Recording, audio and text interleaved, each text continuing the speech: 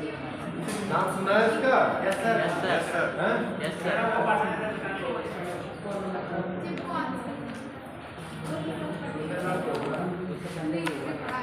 पढ़ा है? क्या है?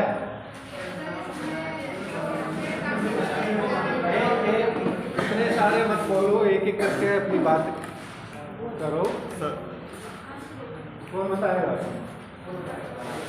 सर चिपको आंदोलन सर ये जिस समय हुआ था, वर्तमान उस समय की सिचुएशन 1773 में उत्तर प्रदेश में हुआ था, उत्तर प्रदेश के चमोली जिले में। लेकिन सुंदरलाल बहुगुणा चंदी प्रसाद भट्ट ने किया था कि मतलब जिस समय जो सरकार थी वो पेड़ों को काटने के लिए मतलब आंदोलन पेड़ों को काटना चाहती थी, तो उन्होंने पेड़ों की सुरक्षा के लिए क्या किया कि पेड़ से चिपक गए। उन्होंने कहा कि सबसे पहले मुझे काटो, फिर मतलब अगर हमारी कटने के बाद पेड़ को काटेंगे। 1773 सर, 1773। ठीक है, कितने बताया? पेड़ों से चिपक गए। ठीक है, यही है।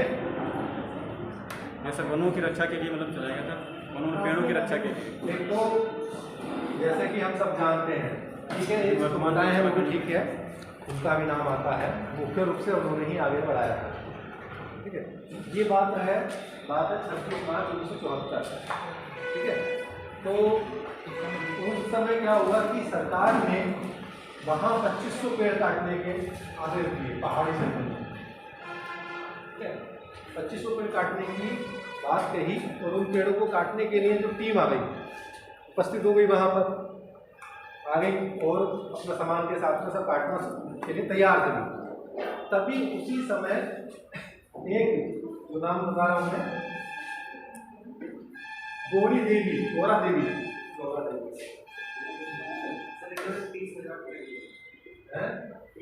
राष्ट्रपति सम्मान मिला था सर।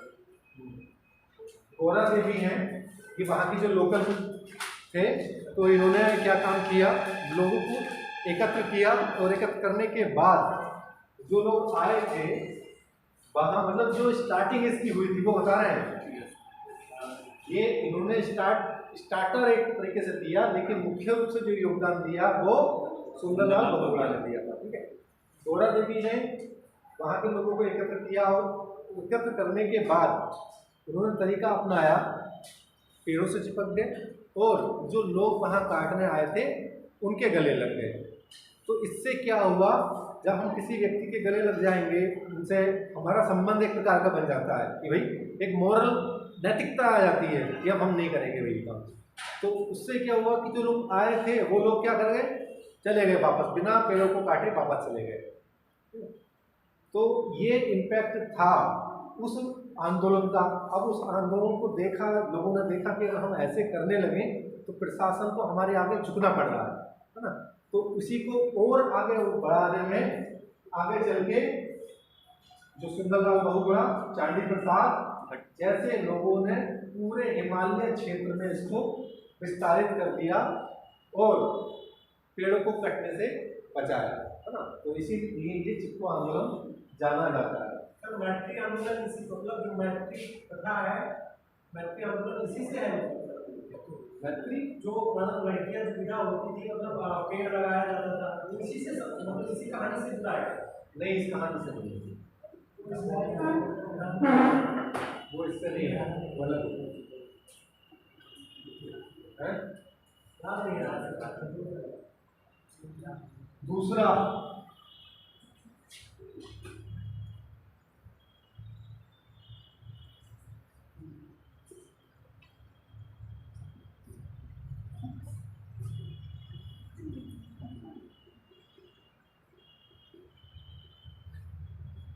ये सब किसके लिए है, ये पेड़ों को बचाने के लिए, साइलेंट वैली बचाओ आंदोलन।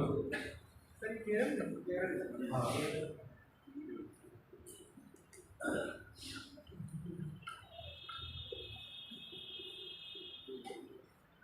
फिर वो चिपको आंदोलन शायद उत्तराखंड में हुआ, उत्तराखंड चमोली। इस समय से उत्तराखंड में है।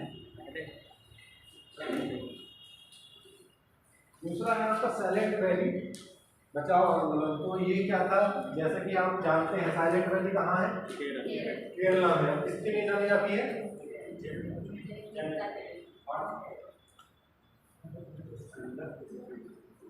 बायोडाइवर्सिटी के लिए जानी जाती है। और इसको हम क्या कहते हैं, साइलेंट।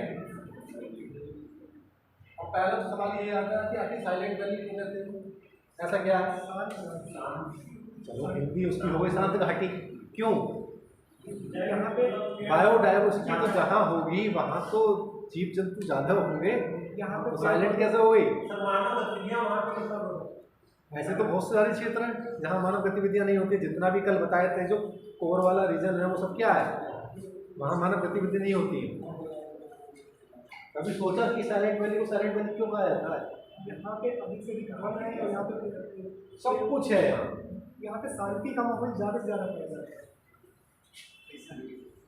अभी आप सड़क पे निकलेंगे, अपने किसी भी सड़क पे निकलेंगे रात के समय में या दिन के समय में, तो एक आवाज़ आती है आपको, जैसे झीं, ऐसी आवाज़ आती है। जो झींगुर से होते हैं तो चीं ऐसे करते रहते हैं सड़कों पे, ये नहीं पाए जाते वहाँ।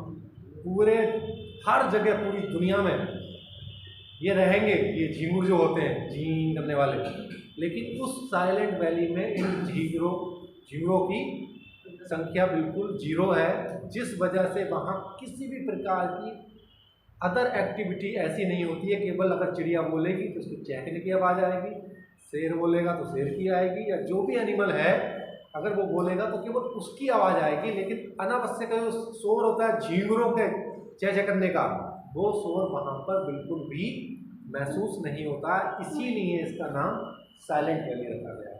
ठीक है। अब साइलेंट वैली में इसमें भी इंदिरा गांधी के समय में एक प्रोजेक्ट आया था। प्रोजेक्ट आया कि ये जो भी एक एरिया है साइलेंट वैली का, उस साइलेंट वैली के बीच में से एक रास्ता निकालना था, है ना। अब बीचों बीच में से हम रास्ता निकाल रहे हैं, तो उस रास्ते को अगर निकालते तो कितनी ज़्यादा वहाँ पर जो हमारी बायोडाइवर्सिटी है वो उसका नुकसान होता। इसीलिए वहाँ के लोगों ने मिलकर इसका विरोध किया, और उसमें जो शामिल लोग थे, रास्ता क्या था, यहाँ पर मेन टारगेट क्या था, 240 मेगावाट का पावर प्लांट लगना था। इससे मतलब लगना था आसपास में, लेकिन उसका रास्ता यहाँ से निकलना था, तो इसीलिए इसका विरोध किया गया। तो इसके लिए केरल की शास्त्र साहित्य परिषद, केरल की शास्त्र साहित्य परिषद है जिसने इसका नेतृत्व किया, और इसको समर्थन देने में बॉम्बे नेचुरल हिस्ट्री सोसाइटी और WWF और IUCN ये सब संस्थाएं इसके समर्थन में आई। IUCN, ठीक है, IUCN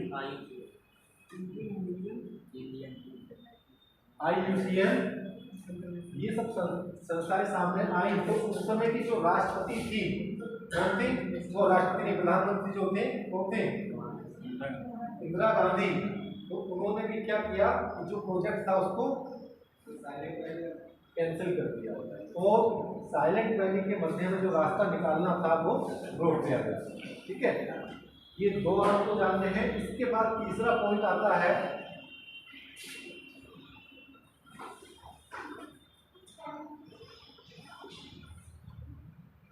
नाम सुना इसका, सामाजिक वानिकी। क्या होता है?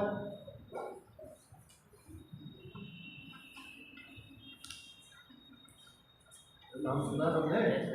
क्या होता है? किसके पेड़?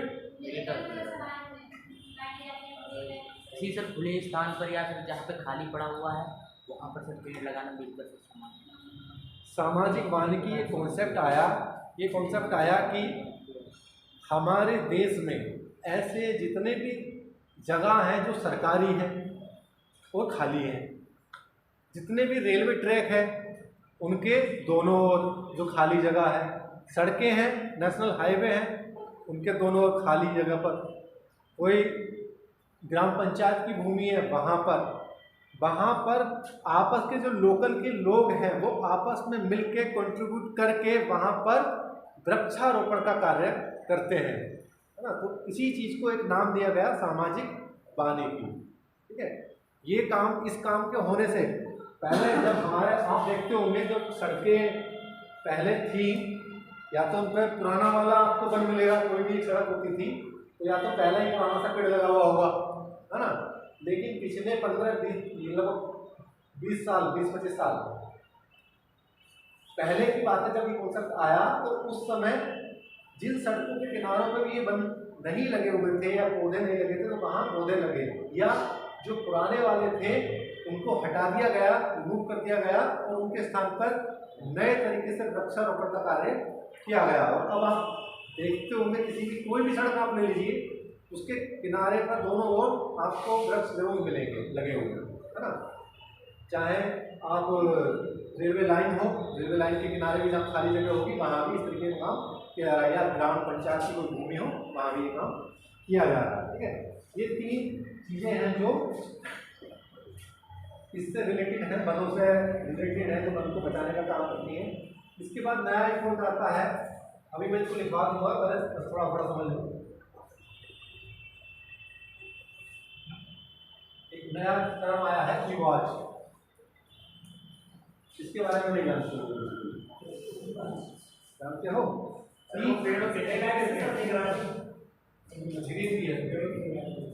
ग्रीन वॉच क्या है?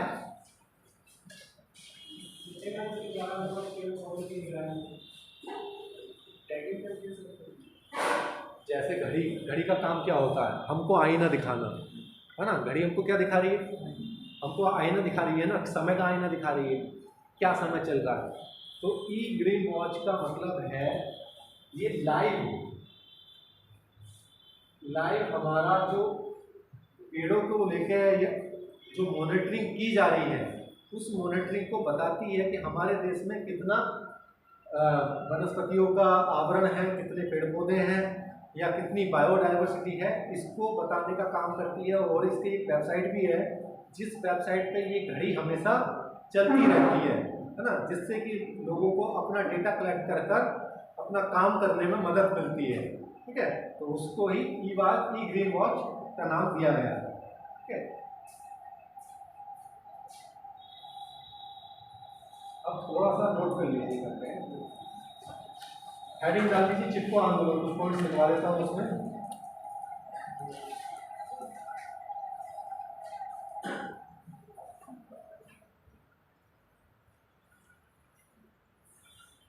मार्च 1974 को गढ़वाल जिले के रेनी गांव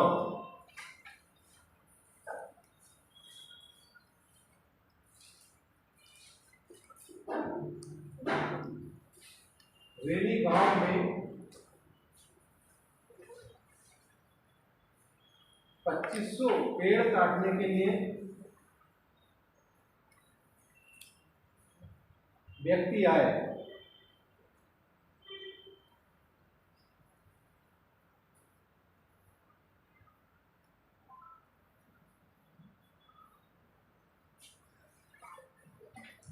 जिसको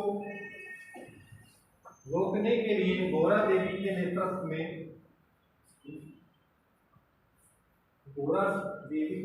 में गांव की महिलाओं ने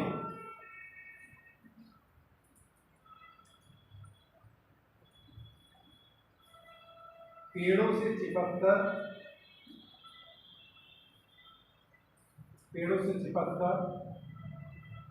और लोगों के गले से लगकर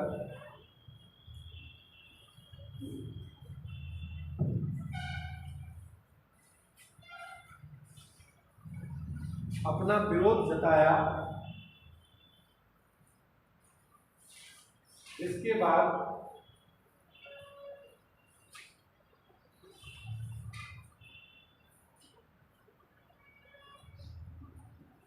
ये लोग, पेड़ काटने वाले लोग, यहां से चले गए।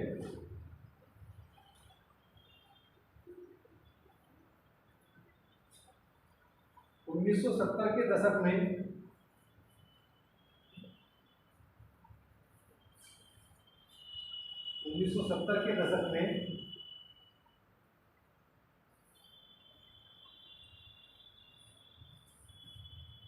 सुंदरलाल बहुगुणा और चांडी प्रसाद जैसे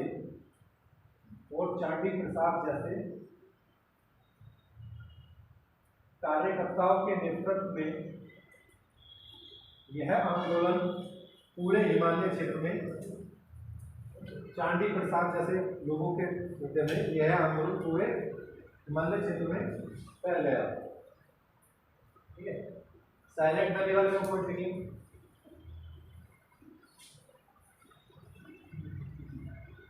पहला पॉइंट लिखें, पश्चिमी घाट की कुंडली पहाड़ियों पर स्थित है। दूसरा पॉइंट लिखें, कौन से पानी है कुंडली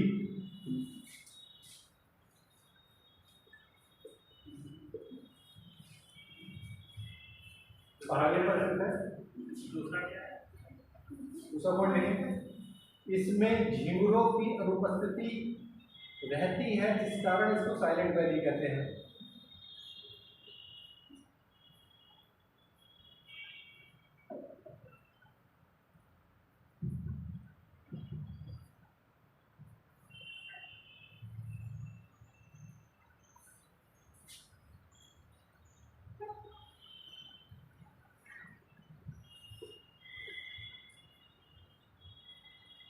उन्नीस सौ 70 के दशक में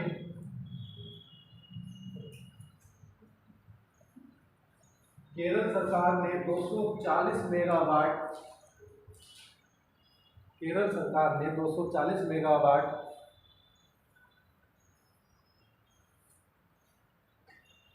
बिजली पैदा करने के लिए कुंती पुझा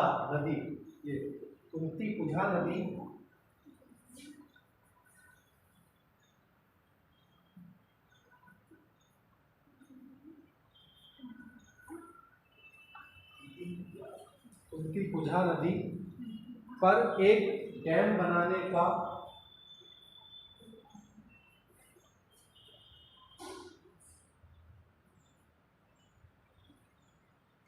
फैसला किया, जिससे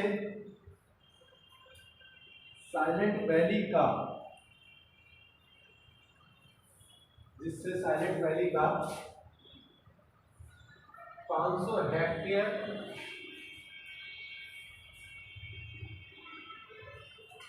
भूक्षेत्र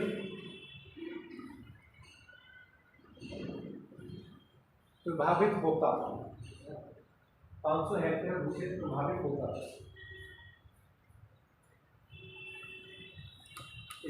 अगला पॉइंट, इसको रोकने के लिए सेव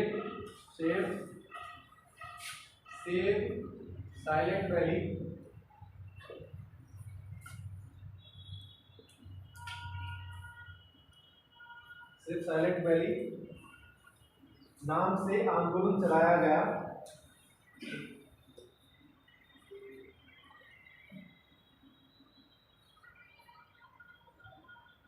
जिसका नेतृत्व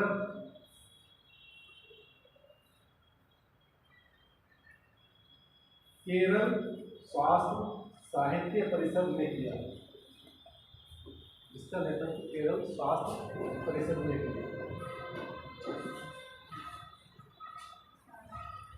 और इसको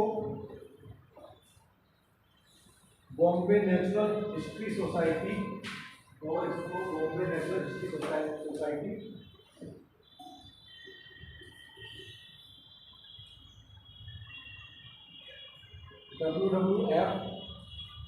WWF-IUCN ने अपना समर्थन दिया। इन पर सवाल क्या आ जाता है कि साइलेंट वैली बचाओ आंदोलन चला, तो इसको समर्थन किस ने दिया, ये सवाल होते हैं। समर्थन दिया इस आंदोलन को तत्कालीन प्रधानमंत्री राष्ट्रपति का नाम दिया गया। प्रधानमंत्री इंदिरा गांधी ने रोक दिया।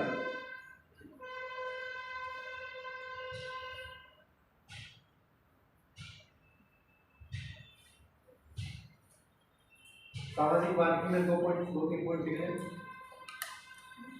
सामाजिक मानकी 1976 में शुरू हुआ।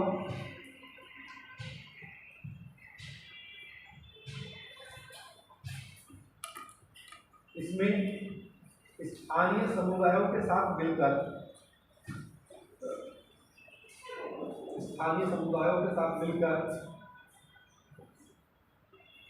उपयुक्त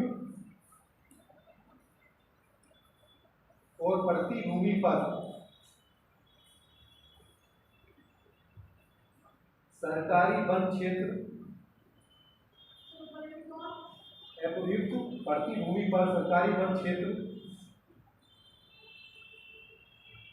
कृषि भूमि के निकटवर्ती क्षेत्र, सड़कों तथा रेल मार्गों के साथ लगी भूमि,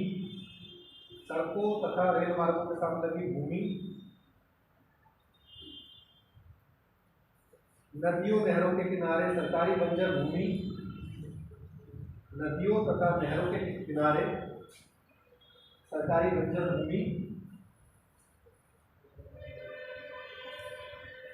सरकारी पंचायत भूमि पर वृक्षारोपण किया जाता है।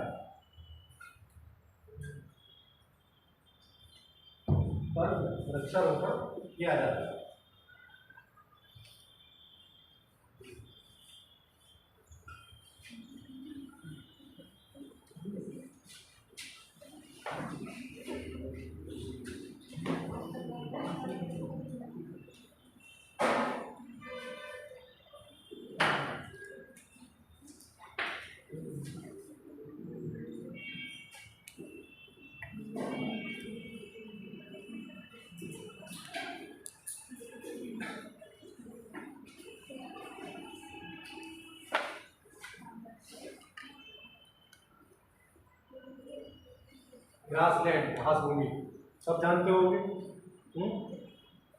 क्या होती है? जहाँ घास पाई जाती है,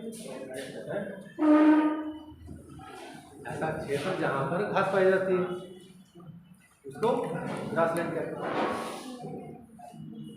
अब ये जो ग्रासलैंड है सामान्य तो होता नहीं है, इसकी बहुत विशेषताएं होती हैं, बहुत क्वालिटी होती हैं, जिन क्वालिटीज पे सवाल पूछे जाते हैं। ठीक है, तो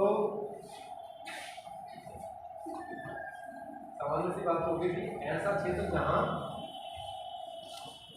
घास पाई जाती है तो वो, और दूसरी चीज क्या होगी, घास तो मिलेगी लेकिन पेड़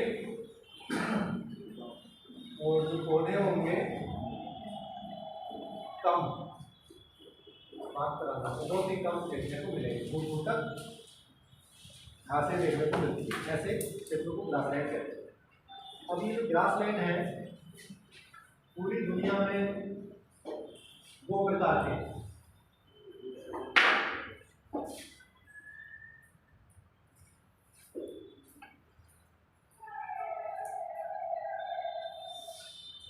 ट्रॉपिकल, टेम्परेट, है ना, उष्णकटिबंध और ठीक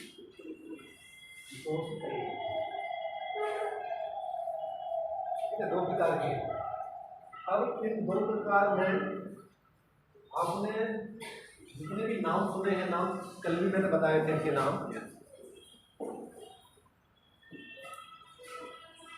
कल मैंने सारे नाम बताए थे आपको कि ये है वो ये है। मुझे अंतर बता सकते हैं कि ट्रॉपिकल और टेम्परेट में कौन सा ग्रासलैंड आ जाता है? तो देखिए क्या विशेषता होती है। जैसे शीतोष्ण क्षेत्र में पाए जाते हैं उनको शीतोष्ण क्षेत्र में रखते हैं, और जो ट्रॉपिकल क्षेत्र में पाए जाते हैं उनको जैसे कैपिक को शीतोष्ण में रख सकते हैं, और जैसे सर जो सवाना को उसमें रख सकते हैं, और सवाना हो गया, और ये कंपस कहते हैं, कंपास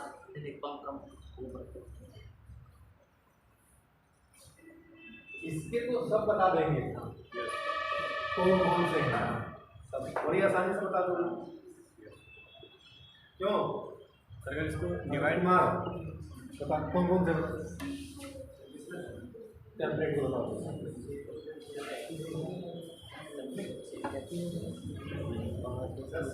सर एक तो सर कैंटबरी प्रेरी हो गया सर इसी का, दूसरे का सर प्रेरी सर हो गया कैंप और कैंटबरी स्टेपीज।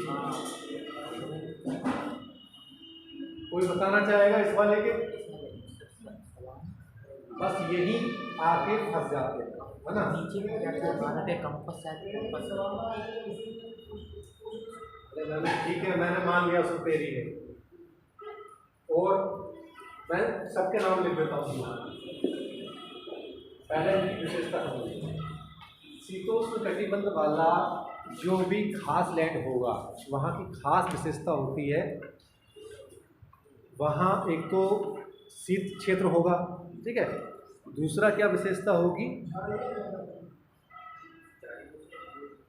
स्वादिष्ट घास होगी। नहीं, स्वादिष्ट घास होगी। छोटी घास होती है। सुन लो पहले, मेरी सुन लो।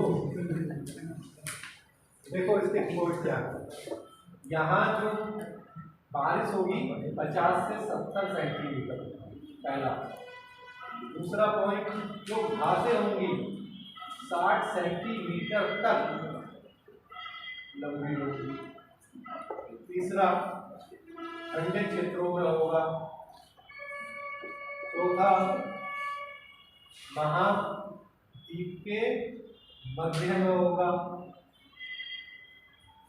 ठीक है।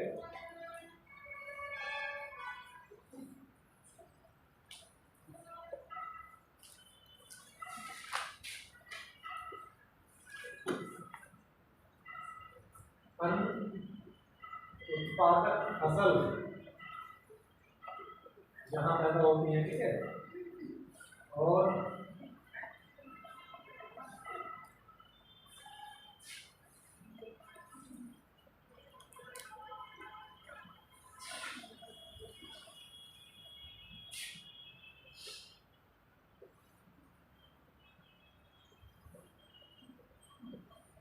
ये सारी विशेषताएं इस टेम्पलेट वाले क्षेत्र में देखने को मिलती है, ठीक है। ये तो विशेषता है। अब इसके साथ आपके जो नाम कौन कौन से हैं जिनको हम कहते हैं, ये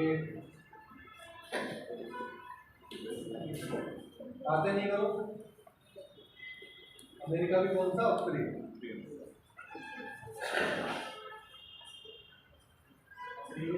दक्षिण अफ्रीका। Africa, Australia. देखिए ये नाम नोट कर लेना। ये दो बातें हैं जो आपको समझ में अब आएंगी। क्या अंतर है? कंपास कहाँ है? अर्जेंटीना में, ठीक है। अर्जेंटीना।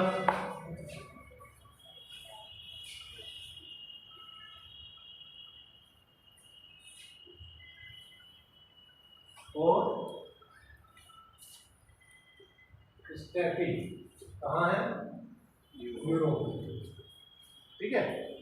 समझ गए? इसमें तुम बता दें क्या तो दिए। पेरी है उत्तरी अमेरिका में, वेल्स है अफ्रीका में, डाउस है ऑस्ट्रेलिया में, पपाज है अर्जेंटीना में, स्टेपी है यूरोप में। इनके क्षेत्र भी दिखा देता हूँ। देखो ये वाला है पूरा, ये क्षेत्र है स्टेपी का, ठीक है। ये पूरा जो आपका रूस का और यूक्रेन वाला ये वाला क्षेत्र है पूरा किसका? स्टेपी का, ठीक है। स्टेपी का है।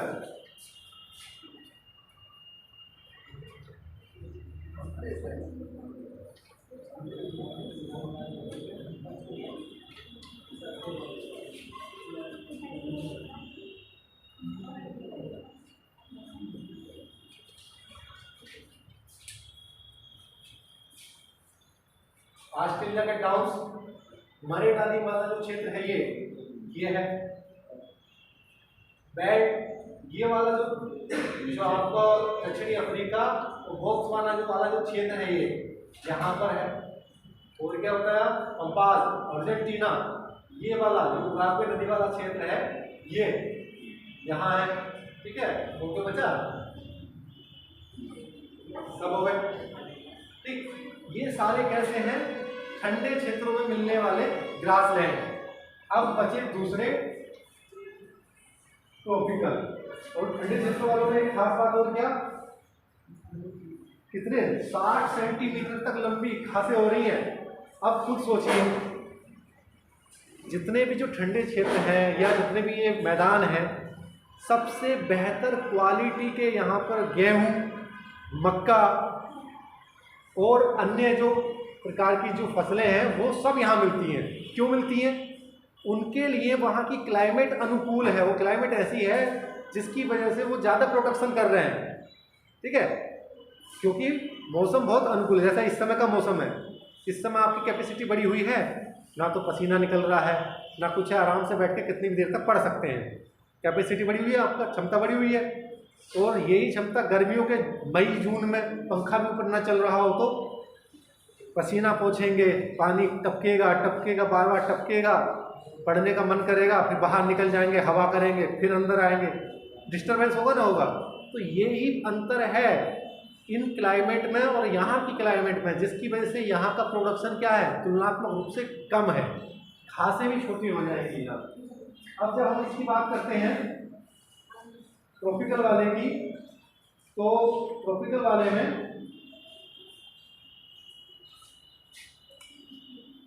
वर्षा कम होगी। अच्छा, इसमें एक चीज और है, जो ये पूरे जितने भी हैं इसमें चरमोदम मृदा ये अधिकतर रहती है क्षेत्रों में।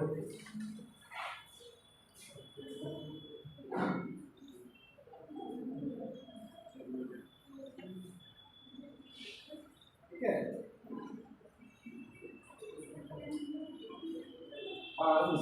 इसको देख लो, वर्षा कम होगी, सवाना नाम से कहते हैं इनको, वेनेजुएला तथा कोलंबिया में इनको लानोज कहते हैं। इनको इन अंतरों को समझ लेना, एक लानोज आ गया, एक सवाना आ गया। अफ्रीका में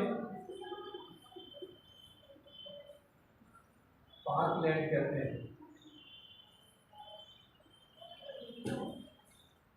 सूडान में जो सवाना कह रहे हैं फिर उससे सवाना सूडान में। मुख्य रूप से सवाना फिर अफ्रीका में भी मतलब कहा जाता है इसको, अफ्रीका में भी सवाना ही कहते हैं। और पूरे मतलब मुख्य जो है ये सवाना का क्षेत्र मुख्यतः इसके अंतर्गत ज़्यादा डाल दिए, है ना। अगर पर्टिकुलर किसी देश का नाम आ जाए तो डाल दिए।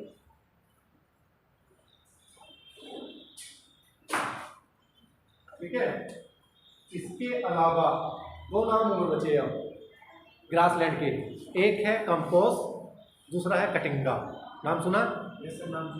नाम सुना? कंपोस, कटिंगा। इन दोनों में से भी एक टेम्परेट है और एक ट्रॉपिकल है। कौन सा टेम्परेट है?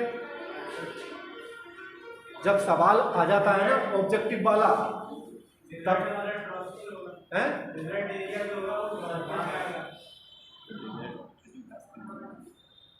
जब सवाल आ जाता ऑब्जेक्टिव, तब उस समय दिमाग घूम जाता है कि यार था तो ये नाम तो सुने हुए लग रहा है, लेकिन यहाँ कहाँ से आ गया ये ट्रॉपिकल में, टेम्परेट में। हमने पढ़ा तो है कि है तो घास का मैदान, और वही आपको बताना है।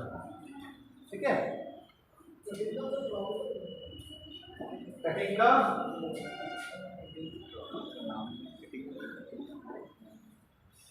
और कंपोस्ट उधर है। ठीक है, ध्यान रखना है। एटलस में ये सारे नाम दिए गए हैं, लेकिन एटलस आप देखते नहीं है, इसलिए आपको पता नहीं। क्लियर हुआ? इनकी विशेषताएं सब क्लियर? पूछ लूंगा मैं अगली क्लास में, याद कर लेना कि कौन सा है, मिक्स मत कर देना। पार्कलैंड किसमें है? पार्कलैंड किसमें? पार्कलैंड का मिलते हैं नहीं मिल रहे हो सर? अब होने के लिए तो पानी है। मतलब दिखाई नहीं होंगे यार, इधर कोने में बैठते क्यों होंगे किसी के नहीं? उधर बैठो ना, खाली जगह तो है। आज की क्लास थोड़ी सी जल्दी छूटेगी, कारण क्या है हमको जाना है ना, इसलिए बता रहे हैं। सर तो आप लोग बैठे रहना यहाँ आराम से। उष्णकटिबंधीय की सिर्फ एक ही विशेषता है कि कम वर्षा, बाकी में तो मतलब बाकी उसकी विशेषताएं कि बहुत ज़्यादा मतलब हाँ, लंबी होती है। इनकी विशेषताएं तो रह गई, बातें नहीं। 9 सेंटीमीटर तक लंबी होती है ये घास, ठीक है। ये वाली घास 9 सेंटीमीटर तक लंबी होगी। इतनी बड़ी बड़ी घासों की 10 से 20 सेंटीमीटर 10 से 20 सेंटीमीटर तक होगी। क्षेत्र कैसा होगा? अर्ध शुष्क होगा। और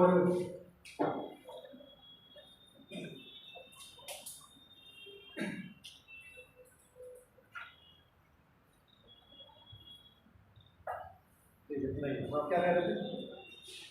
हमारे हिसाब से तो ये जो अर्धशुष्क उष्णकटिबंधीय ये सब ज़्यादा लंबी होती है, क्योंकि जब अफ्रीका में दिखाया जाता है कि जो छोटे छोटे जानवर हैं वो इन्हीं में छुपकर मतलब शिकार करते हैं। जो सवाना के घास के मैदान है जो उनमें दिखते नहीं कि काफ़ी ज़्यादा लंबी होती है, लेकिन इधर 60 सेंटीमीटर ये बहुत ज़्यादा लंबी दिखा रही है। लंबी सिर्फ ये ज़्यादा होती है, क्योंकि जब गर्मियों के दिन में दिखाया जाता है सूखी घासें होती हैं तो जानवर जो यहाँ के होते हैं इसमें छुप जाते हैं पता वो बताया था कि आप यहाँ देख रहे नहीं, कारण क्या है? क्योंकि यहाँ बारिश में पानी नहीं मिलता है, पानी की कमी की वजह से छोटी रहती है। उनमें भी अंतर है। इसमें अगर हम प्रेरी की बात करें तो ये ज़्यादा लंबी होती है, और स्टेफी की बात करें तो वो बिल्कुल छोटी होती है तुलनात्मक रूप से, ठीक है।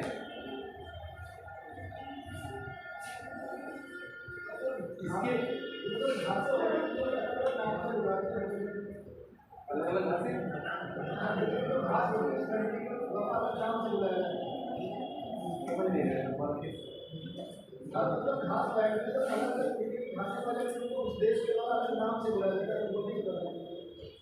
अलग अलग नाम क्यों दिया गया है? अलग अलग नाम तो उन घास की क्वालिटी की वजह से उनको दे दिया है। जैसे है एक ही चीज, है ना, है एक ही चीज, लेकिन उसमें थोड़ा बहुत वेरिएशन उस पर्टिकुलर प्लेस का होता होगा और पर्टिकुलर प्लेस से जुड़ा हुआ नाम होता है, इसलिए नाम को दे दिया गया। इन नामों की कोई विशेषता नहीं है, नाम केवल चक्रवात के नाम होते हैं जो विशेषताओं के आधार पर, या वो भी नाम वैसे दिए जाते हैं रैंडमली, ऐसा कोई विशेषता नहीं है।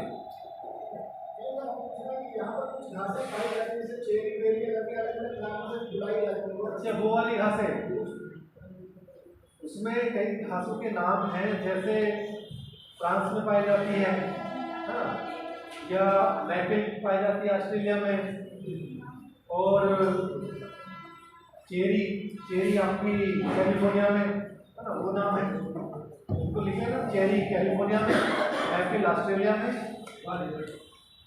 लिख लो।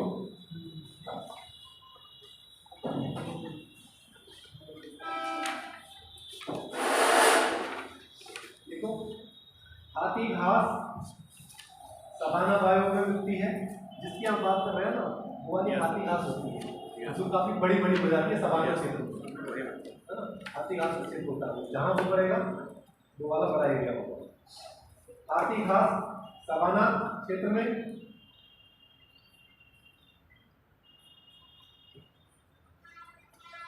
चेरी कैलिफोर्निया में,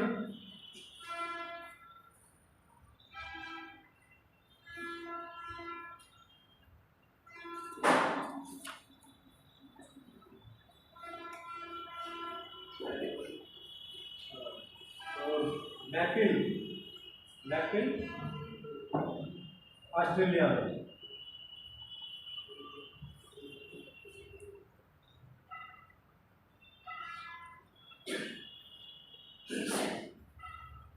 और एक और नाम है लियाला लियाला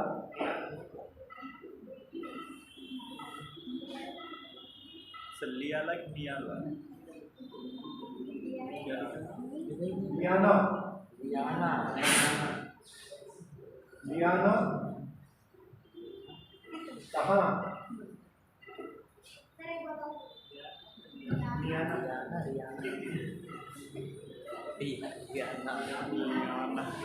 रियाना और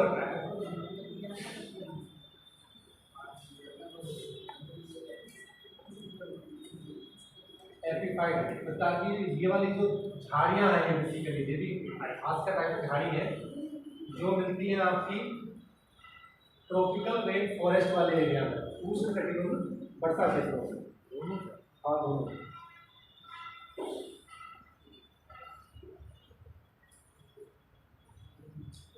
ठीक है, अब कुछ महत्वपूर्ण पॉइंट्स हैं जो एग्जाम में आते रहते हैं, ठीक है, उनको मैं बताता हूँ, तो नोट सीधा नोट कीजिएगा।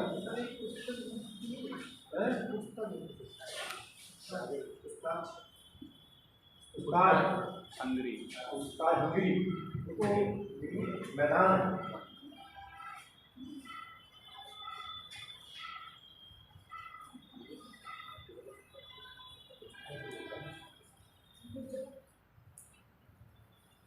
कुछ पॉइंट्स है, नोट कर लीजिए, सीधे डायरेक्ट नोट कीजिए। मानसूनी वन बायोम, मानसूनी वन बायोम विश्व का सबसे सर्वाधिक, मानसूनी वन बायोम विश्व का सबसे सर्वाधिक विक्षुब्ध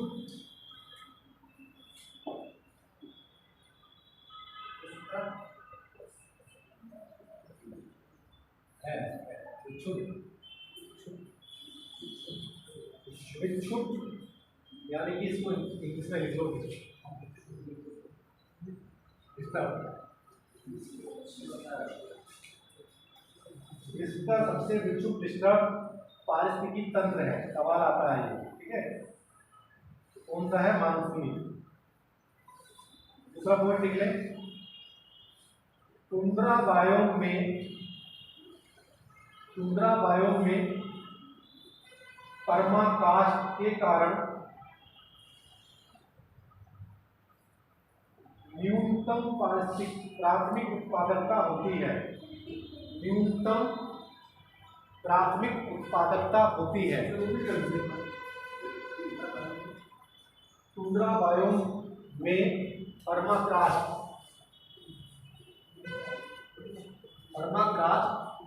के कारण न्यूनतम प्राथमिक उत्पादकता होती है। परमाकाष्ठ क्या होता है? परमाकाष्ठ होता है कि जो पूरा एक क्षेत्र है वो पूरा बर्फ से ढका रहता है। दूसरा पॉइंट देखिए,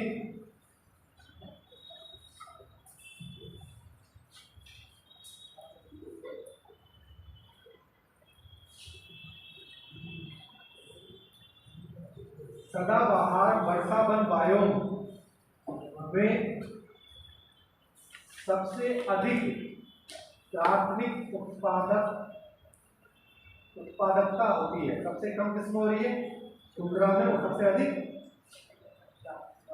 सदाबहार वाले वर्षा वन वालों। अगला पॉइंट लिखें, अगला पॉइंट ऑप्टिमम बायोम, ऑप्टिमम या अनुकूलतम बायोम सदाबहार वर्षा वन बायोम को कहते हैं।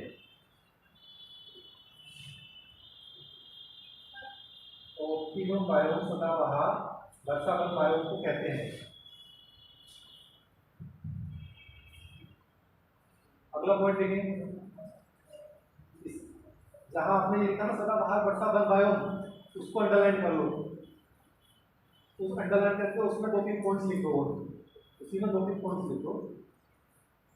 सबसे कम तापांतर पाया जाता है, सबसे कम तापांतर पाया जाता है।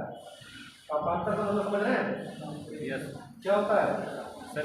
एक ही स्थान पर सबसे न्यूनतम और सबसे अधिकतम तापमान के बीच के अंतर, यानी कि जो अधिकतम तापमान और न्यूनतम तापमान में उनमें वेरिएशन है। अगर ज़्यादा वेरिएशन तो तापांतर अधिक, तो कम वेरिएशन है तो तापांतर कम। समझ में आ रही है? उसको तो समझ में आया हुआ है, सबको आगे समझ में क्या कहना चाह रहे हैं? ठीक। दूसरा पॉइंट इसी में, विश्व का सबसे अधिक जीव भार यानी कि बायोमास वाला क्षेत्र, बायोमास वाला क्षेत्र,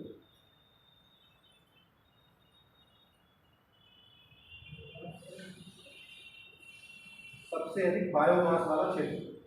फिर और पॉइंट लिखे इसी के अंदर, अमेज़न वन को सेल्वा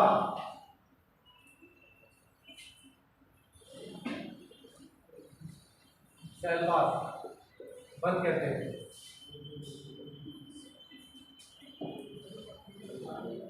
अगला पॉइंट,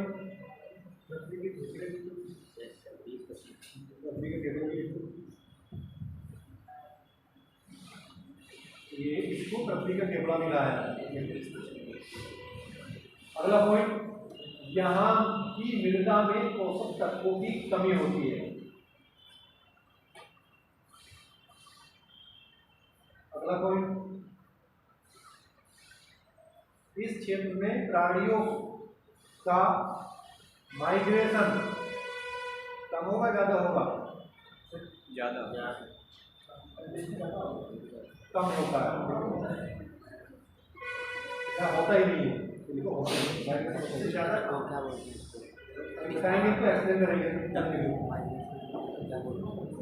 दूसरी जगह यहाँ 24 घंटे जानवरों की चहल पहल बनी रहती है, हर समय चहल पहल होती रहती है।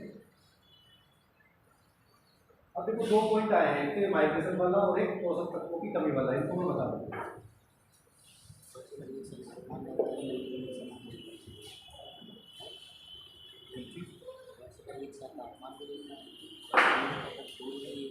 बातें नहीं,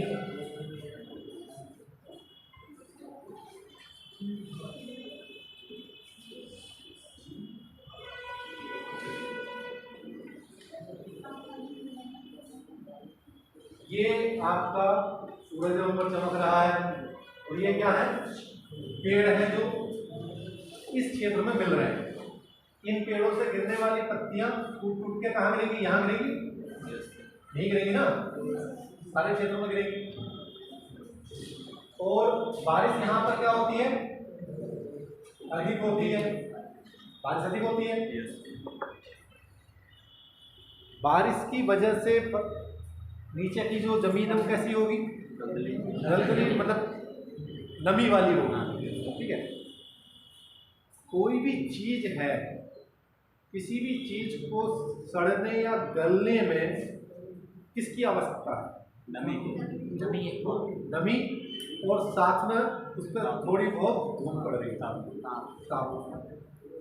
अब वही जो ताप है उसकी यहाँ क्या हो जाती है? कमी हो जाती है। कमी होती है तो जितने भी यहाँ पर ये पत्तियां गिरी हैं, ये क्या है?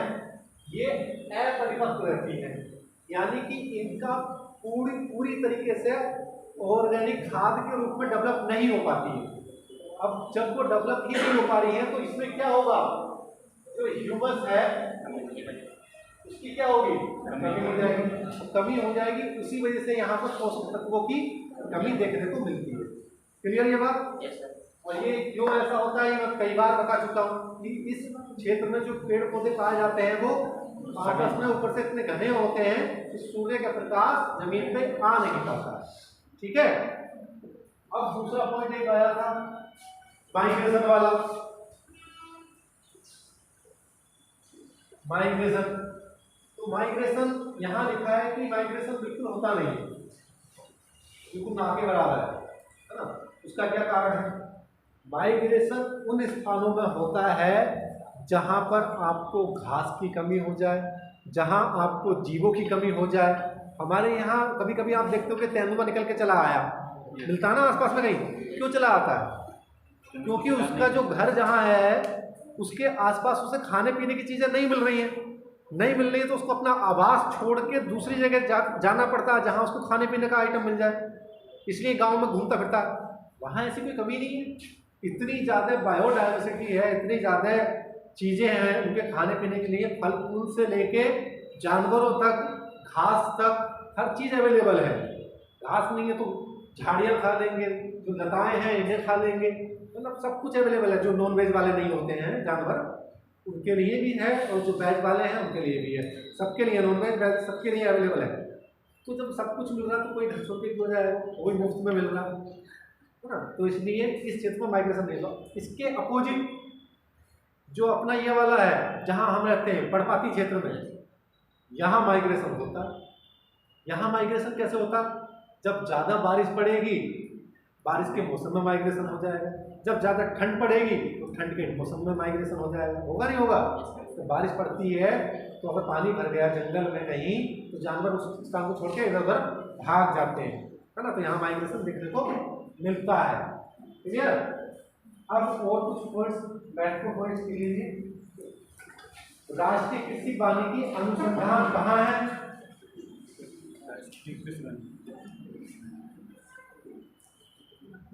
लिख लो, सवाल आते हैं। राष्ट्रीय कृषि वानिकी अनुसंधान संस्थान झांसी।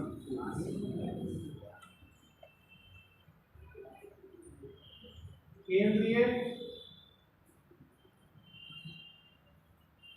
मरुक्षेत्र अनुसंधान संस्थान, ये सब याद करने हैं। केंद्रीय मरुक्षेत्र अनुसंधान संस्थान Jodhpur,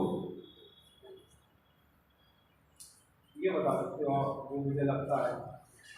botanical survey of India,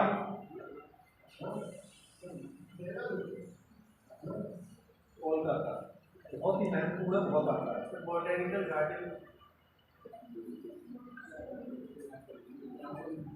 zoological survey of India, Kolkata.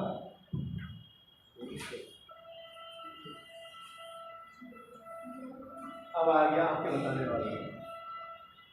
अरे कितनों को पता है ये बताना पहले मुझे, जिनको नहीं पता वो बताएं, वो हाथ खड़ा करेंगे। अब जो मैं बोलने वाला हूँ, वन अनुसंधान संस्थान, कितनों को नहीं पता कहाँ है? वन अनुसंधान संस्थान सबको पता है?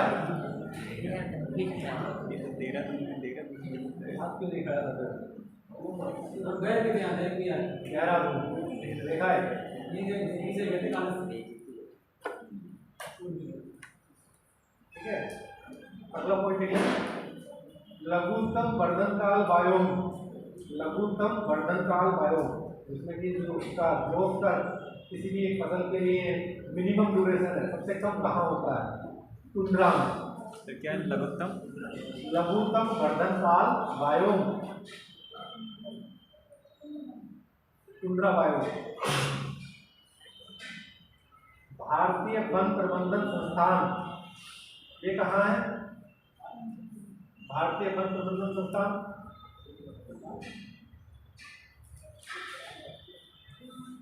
भोपाल। अब ये सारे ऐसे वन से मिक्स हो गए हैं, अब याद नहीं रहेंगे, याद कर लेना, ये बहुत आते हैं एग्जाम पुराने गाने देख लेना, यूट्यूब में तो मिलेगा ही मिलेगा। ठीक है, अगला पॉइंट देख लें, rain forest of the ocean. Rain forest of the ocean यानी कि समुद्रों के वर्षा वन किसे कहते हैं? प्रवाल भित्तियों को। ठीक है, प्रवाल भित्तियों से बहुत जगह हो रहा है, गूगल ने नोटिस बना के लगातार चल रहा है। क्या प्रवाल भित्तियों मतलब से विलुप्त हो रही है? प्रवाल भित्तियों बहुत हो रहा है, उनका वो हो रहा है और 0.1% है सर टोटल। प्रवाल जो खत्म हो रहा है, ये कहना चाह रहे हो? आपको खत्म हो रहा है, रोकोगा क्यों?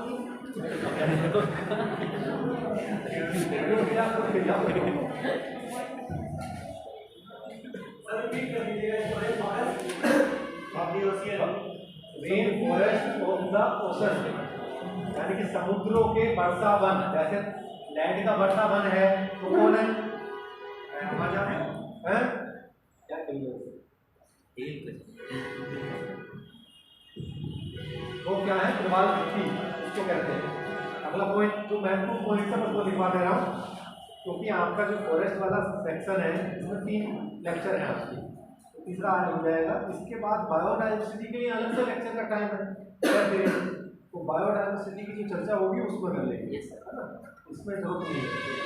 और ग्लोबल वार्मिंग का भी अलग से, तो इसमें कोई जरूरत नहीं है कि सबको मिक्स करें। लिख लो, पूर्वोत्तर के राज्यों को, पूर्वोत्तर के राज्य कौन कौन से, नॉर्थ ईस्ट के स्टेट अपने जो भारत के हैं, कौन से हैं बताओ।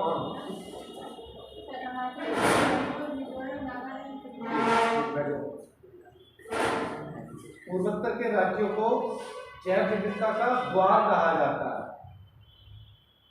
गेटवे ऑफ बायोडाइवर्सिटी कहा जाता है। भारत में कितने हॉटस्पॉट हैं? हॉटस्पॉट सर शायद 76 ये सब भारत में है। ठीक को बोल रहा है भारत आप नाम बताओ। अरे अपना नहीं, हॉटस्पॉट का नाम बताओ। भारत में सर हॉट स्पॉट की हॉट स्पॉट क्या पूछ रहे हैं? हॉटस्पॉट क्या होते हैं? नहीं सर हॉट स्पॉट 4 हैं। अरे वही हाँ आपका मोबाइल वाला हॉटस्पॉट नहीं है, कभी सब समझ रहे हो।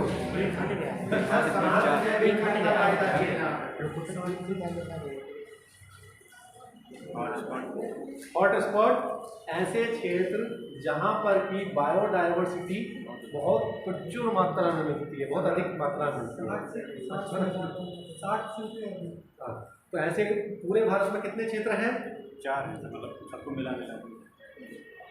लेकिन मुख्य रूप से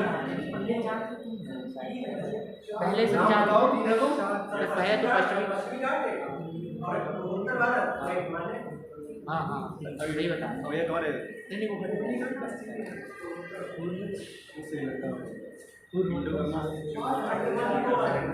देखो, भारत के केवल 2 हॉटस्पॉट, ठीक है। वेस्टर्न घाट लिख लो, पहला वेस्टर्न घाट, दूसरा पूर्वी हिमालय, पूर्वी घाट नहीं, पूर्वी हिमालय जो प्योर भारत के हैं, ठीक है। एक तो ना तो हमारा उत्तर हिमालय है, ना ही हमारा ईस्टर्न घाट है। गलती इसमें हो जाती है, लिखा हुआ जाता है पूर्वी हिमालय की जगह पूर्वी घाट, पश्चिमी घाट, ध्रुवी घाट देते हैं, तो खट से मार देते हैं बिना पढ़े। हाँ सही है, मेरा गलत हुआ है, इसलिए बता रहा हूँ। इसे ध्यान रखना, पूर्वी हिमालय है ना कि पूर्वी घाट है। पश्चिमी घाट और पूर्वी घाट 2 हॉटस्पॉट है। एक आता है टर्म वेटलैंड, नाम सुना है? यस सर, सुंदरलैंड भी, इंडो बर्मा सुंदरलैंड भी, मतलब नहीं ये मतलब थोड़ा एरिया आता है। नहीं सर इंडो बर्मा है जो सुंदर, इनका लगभग 100% में 5% वाले में। Yes sir. नहीं मुख्य रूप से अरे हम उसको मना थोड़ी ना कर रहे हैं, हम क्या कर रहे हैं, जो प्योर भारत के हैं उनकी बात कर रहे हैं। ऐसे तो यहाँ का ही क्षेत्र है, श्रीलंका वाला ये भी यहाँ पे है, सुंदर ये वाला इधर वाला क्षेत्र ये भी आता है, लेकिन वो मिक्स है ना। उनमें जैसे भी जो भारत के पूर्णतः भारत के हैं 2 हैं।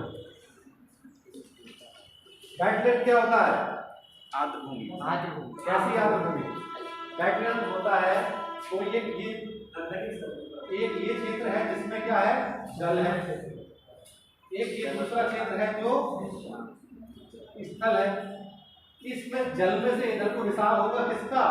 पानी का। उस पानी के रिसाव होने की वजह से यहाँ क्या हो जाएगा, हल्का हल्का दलदली टाइप की भूमि हो जाएगी, तर्क टाइप की। जैसे आपने देखा होगा, आपका जो यहाँ सांडी पक्षी विहार है ना, उसके आसपास का क्षेत्र देखा आपने, हल्का दलदल टाइप का मिलेगा। हरदोई में तो बहुत है दलदली क्षेत्र, वेटलैंड नहीं है, एक एग्जाम्पल के तौर पर बता रहे हैं। जैसे जाते हैं तो आप देखेंगे जगह जगह सिंगाड़े की बेल पड़ी होती है, या अगर पानी भरा रहता है, तो वो क्या हो गया, वो वेटलैंड जैसा स्थिति है। वेटलैंड नहीं है वो, वेटलैंड जैसी स्थिति है। उसी का जब बड़े स्तर पर देखने को मिलता है तो वो वेटलैंड बन जाता है, ठीक है। यानी कि स्थल और जल के मध्य का जो क्षेत्र होता है वो वेटलैंड कहलाता है। और पूरे भारत में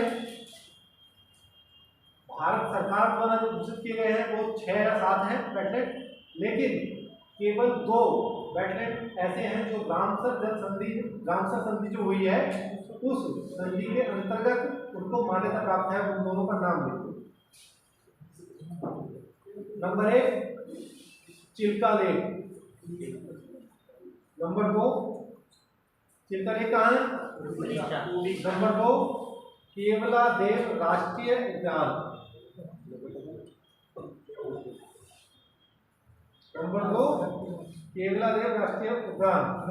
दोनों को घेर के आगे निकले। इन दोनों को अंतरराष्ट्रीय रामसर संधि के तहत